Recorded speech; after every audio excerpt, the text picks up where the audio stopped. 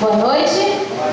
Sejam todos bem-vindos mais uma vez à casa de Deus. Que alegria imensa poder estarmos na casa do nosso Pai, amém? Nessa noite eu gostaria de agradecer mais uma vez a presença dos nossos amigos que estiveram conosco aqui durante a semana. E aos nossos amigos que estão aqui pela primeira vez também nesta semana, seja muito bem-vindo. A nossa amiga Lena, seja bem-vinda, Lena. Júlia, seja bem-vinda, Júlia. Aparecida, ela é Aparecida, seja bem-vinda, Aparecida. Nosso irmão Antônio, que está ali, seja bem-vindo. Luciano e Edinalva, sejam bem-vindos. Ana Paixão, seja bem-vinda, Ana. Késia, seja bem-vinda, Késia. Daniel, a gente pode ver que durante a semana milagres que Deus faz. Esse mesmo Deus continua fazendo milagres no nosso meio. Ontem a gente esteve orando por Vitor, que estava doente, não é isso? E para a glória de Deus, a nossa irmã já falou para mim ali que o Vitor está curado, amém? O Vitor está bom, em nome de Jesus. Por isso, nesse momento, convido toda a igreja para se colocar de pé.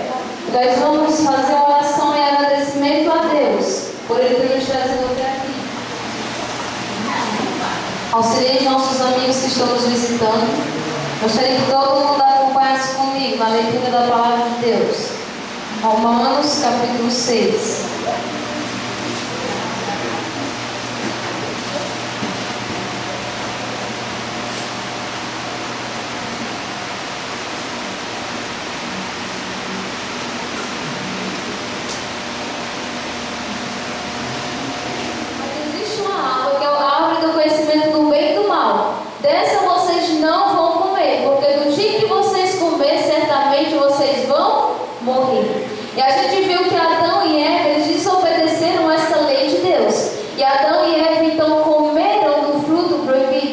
E quando eles comeram o fruto proibido, eles perceberam que estavam nus. Romanos capítulo 6, verso 23 diz o seguinte: porque o salário do pecado é o quê? A morte, mas o dom gratuito de Deus é o quê? A vida eterna em Cristo Jesus, nosso Senhor. O homem então pecou, o homem desobedeceu a lei de Deus, e então agora eles pecaram contra Deus, e a Bíblia diz que o salário do pecado é o quê? A morte. E por consequência do seu pecado, o homem agora teria que morrer. Jesus disse para Adão e Eva o seguinte: no dia que vocês comerem, certamente vocês vão morrer. Se vocês desobedecerem essa lei, a consequência dessa desobediência vai ser a morte. E a Bíblia diz que a consequência do pecado é a morte. Todo aquele que peca, como consequência, ele vai morrer. A partir de então, todos nós seres humanos, nós temos cheio de pecado. Todos nós então morreremos. Todos nós iremos passar pela morte, porque todos nós somos pecadores. Todos nós pecamos. Por consequência dessa desobediência, Adão e Eva tinham que morrer. Mas mesmo Jesus vendo que Adão e Eva tinham desobedecido essa lei de Deus, ele já tinha um plano para a redenção. Ele já tinha um plano para salvar a vida daquele homem. Jesus, ele colocou diante de Adão e Eva duas escolhas: obedecer ou desobedecer. Se eles obedecessem, eles iriam viver para sempre ao lado de Deus, sem dor, sem sofrimento, sem morte, sem maldade, enfim, iriam viver felizes para sempre. Mas se eles desobedecessem, eles iam morrer. Mas Deus já tinha um plano caso Adão e Eva viesse pecar contra Deus. Então Deus manda Adão e Eva para a terra. E então alguém teria que morrer. Por causa do pecado, alguém teria que morrer no lugar do homem. Então o que Jesus fazia? O que Jesus ordenou que Adão e Eva fizessem? Para a remissão dos seus pecados, para que eles fossem perdoados, era necessário que eles sacrificassem um cordeirinho, pegassem então ali do rebanho o melhor cordeiro e oferecessem sacrifício a Deus. E então Deus do céu derramava fogo e consumia, e aquela cerimônia representava a remissão dos pecados. Era necessário alguém morrer no lugar do homem para que o pecado dele fosse perdoado. E aquele cordeirinho, o sangue daquele cordeirinho que era derramado sobre o altar, representava o sangue do Cordeiro de Deus. Aquela cerimônia apontava para Jesus. O sacrifício daquele cordeiro apontava para o sacrifício do Cordeiro de Deus, que um dia viria aqui para resgatar os seus irmãos. Mas depois do pecado, eles tiveram que se separar de Deus. Eles não podiam mais ver a presença de Deus, porque o pecado, ele causava separação entre Deus e o homem. O pecado, ele tirou a presença de Deus do homem, e o homem agora não via mais Deus face a face. A única comunicação que Deus tinha com o homem era verbal, quando Deus falava com Adão e Eva. Então veja as consequências que o pecado traz à nossa vida. Além da morte, ela traz a separação entre nós e o nosso Deus. E a Bíblia diz que os nossos pecados, eles encobrem o rosto de Deus de nós, para que Deus não nos ouça. Então veja a gravidade do pecado em nossas vidas. Eles nos separam de Deus e ainda faz com que Deus não nos ouça por causa do tamanho dos nossos pecados. Mas Deus olhou para essa raça caída, para a humanidade que estava caída, para a humanidade que tinha pecado contra Deus. Mas Ele sempre procurava buscá-los. Ele sempre estava procurando se separar de Deus. O pecado nos separou de Deus, mas Ele sempre procurava um meio de unir as pessoas de Deus novamente. E Deus sempre escolheu líderes, Deus sempre escolheu juízes, Deus sempre escolheu profetas que eram suas testemunhas aqui na terra, para pessoas que eram escolhidas por Deus,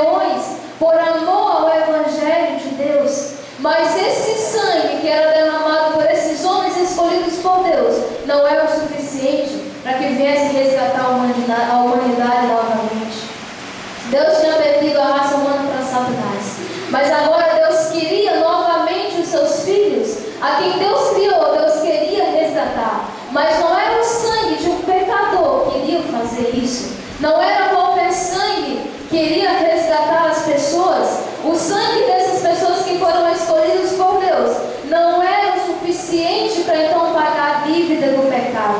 Para que a dívida do pecado ele fosse pago, tinha que ser o sangue inocente, tinha que ser o sangue puro, tinha que ser o sangue de alguém que não tinha pecado, tinha que ser o sangue de alguém que era irrepreensível 100% e que nele não havia maldade. E Deus olha para a terra e Deus não vê ninguém que seria capaz de salvar a humanidade. A única pessoa que poderia descer aqui na terra e o seu sangue seria capaz de reconquistar novamente, o seu sangue seria capaz de pagar a dívida, de pagar o preço do pecado, era o sangue de Jesus Cristo. Jesus, o Filho de Deus, era o único inocente ao qual o seu sangue seria capaz de pagar o preço do pecado. Então Deus manda o seu Filho Jesus. Jesus deixou o seu trono de glória, deixou os céus e veio aqui na terra, se fez homem com uma única missão de resgatar a mim. 15, agora o verso 16. Passei uma página e acompanhe comigo.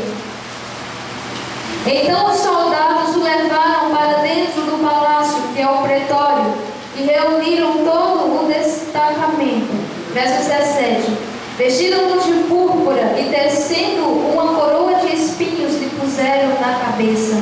E o saudavam dizendo: Salve, Rei dos Judeus.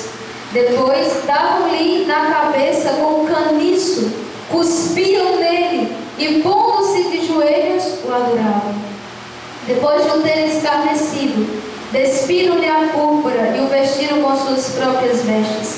Então conduziram Jesus para fora, com o fim de quê? De o crucificar. Verso 22 diz o seguinte: E levaram Jesus para o Gólgota, que quer dizer lugar da caveira. Deram-lhe a beber vinho com mirra, ele porém não tomou. Então o crucificaram e repartiram entre si as vestes dele, lançando-lhe sorte para ver quem levaria cada um. O que levaria cada um? Era a hora terceira quando crucificaram, e por cima estava em epígrafe a sua acusação: o Rei dos Judeus. Com ele crucificaram 2 ladrões, um à sua direita e um à sua esquerda. E cumpriu-se a escritura que diz: com malfeitores foi contado. Os que iam passando blasfemavam dele, meneando a cabeça e dizendo: Ah, tu que destróis os santuários e em 3 dias o reedificas, salva-te a ti mesmo, descendo da cruz. De igual modo, os principais sacerdotes, com os escribas, escarnecendo entre si, dizia: Salvou os outros, a si mesmo não pode salvar-se? Desça agora da cruz o Cristo, o Rei de Israel, para que vejamos e creiamos. Também os que com ele foram, os que ali estavam, ouvindo isso, diziam: Vede, chama por Elias. E um deles correu a embeber uma esponja em vinagre, e pondo-a na ponta de um caniço, deu-lhe de beber, dizendo: Deixai, vejamos se Elias mentirá. Mas Jesus, dando um grande brando, expirou, e o véu do santuário rasgou-se em 2 partes, de alto a baixo. O centurião, que estava em frente dele, vendo que assim expirara, disse: Verdadeiramente, este era o quê? O Filho de Deus. Deus manda seu Filho aqui na terra. Jesus vem, Jesus cumpre o ministério de mostrar às pessoas as boas novas da salvação. Jesus veio para os seus, para trazer as pessoas à salvação, para resgatar as pessoas novamente para Deus. Mas a Bíblia diz que os seus os rejeitaram. Jesus foi rejeitado. A única pedra angular que era Jesus, ela foi rejeitada pelos seus. E a Bíblia aqui conta que Jesus, ele foi para o Getsemane. Durante 33 anos, Jesus já havia cumprido todo o ministério aqui na terra. E agora chega o momento da crucifixão de Jesus. Jesus foi para o Getsemane com seus discípulos, Pedro, Tiago e João.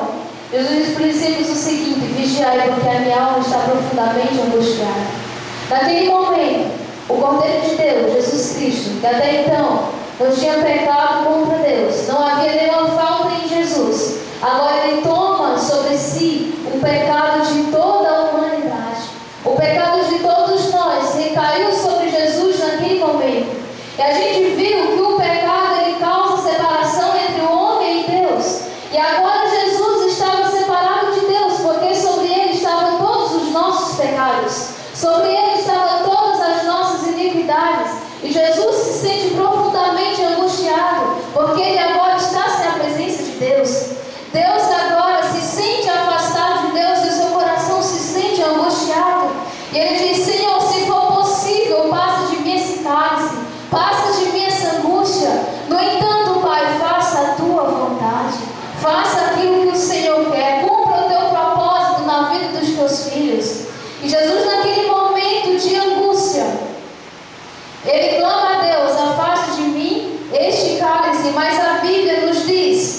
No capítulo 16, que os homens vieram, os soldados vieram e levaram Jesus para o sinédrio.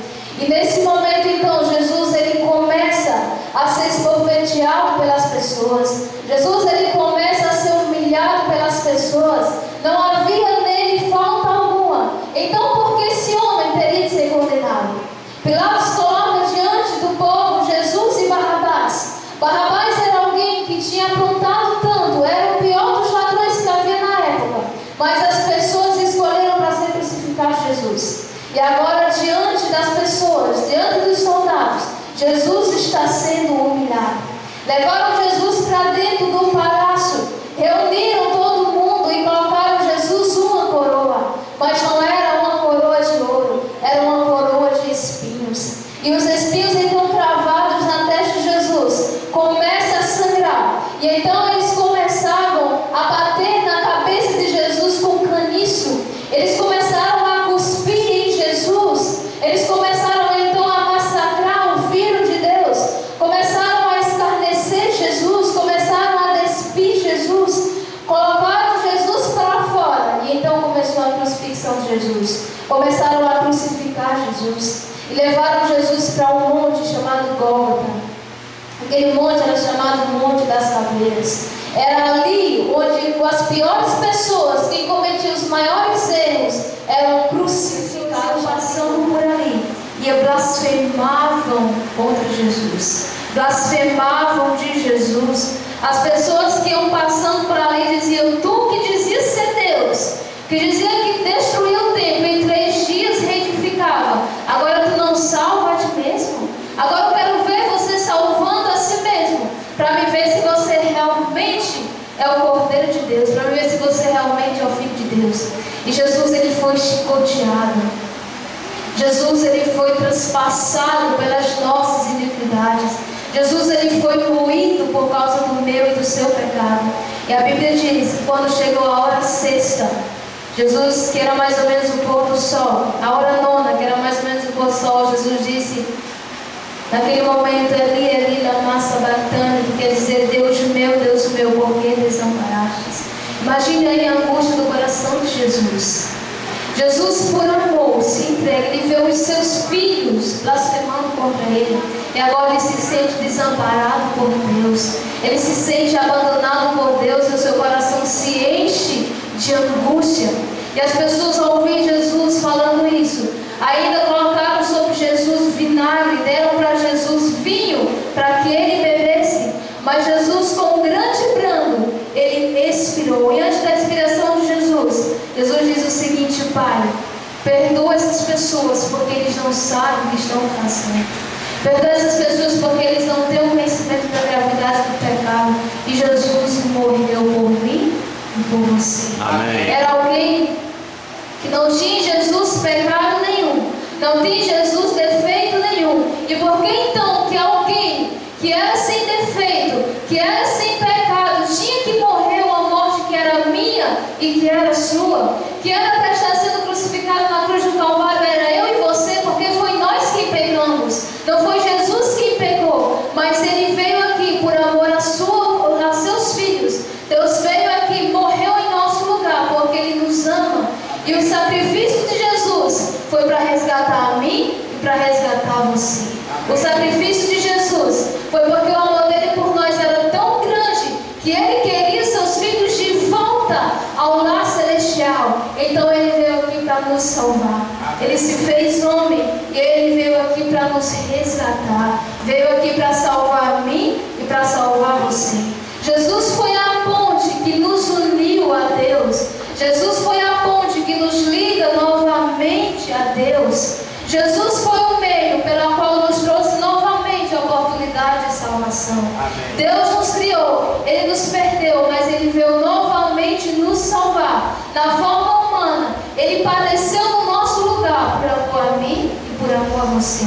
Amém. Ele fez isso porque ele nos ama. Em Marcos, no capítulo 14, no capítulo 10, verso 45, o próprio Filho do Homem não veio para ser servido, mas ele veio aqui para servir e dar a sua vida para nos resgatar. Ele veio aqui, ele veio morrer, ele veio padecer humilhado para resgatar a mim e para resgatar você. Quem era padecido morto na cruz do Calvário era eu e você. Quem pecou foi nós. Então, como nós pecamos, nós era quem merecíamos a morte. Mas por amar tanto a mim e a você, Ele veio e Ele morreu no nosso lugar. Ele padeceu a cruz que era para ser minha e que era para ser sua. Ele tomou sobre si os nossos pecados para que a nossa vida fosse perdoada por Jesus, para que a nossa vida tivesse novamente a oportunidade de salvação, para que nós pudéssemos ter a chance de novamente estar ao lado de Deus. Foi por amor a mim, foi por amor a você que Ele veio nos resgatar. Ele deu a sua vida por você, para te resgatar, porque Ele te ama, porque Ele quer te ter novamente pertinho de Deus. Ele te ama, irmãos, com amor eterno. Deus te amou, é o amor eterno. Ele veio aqui morrer por você e somente por você. Queridos, vamos abrir nossas Bíblias aí no capítulo 16 do livro de Marcos ainda. Marcos capítulo 16.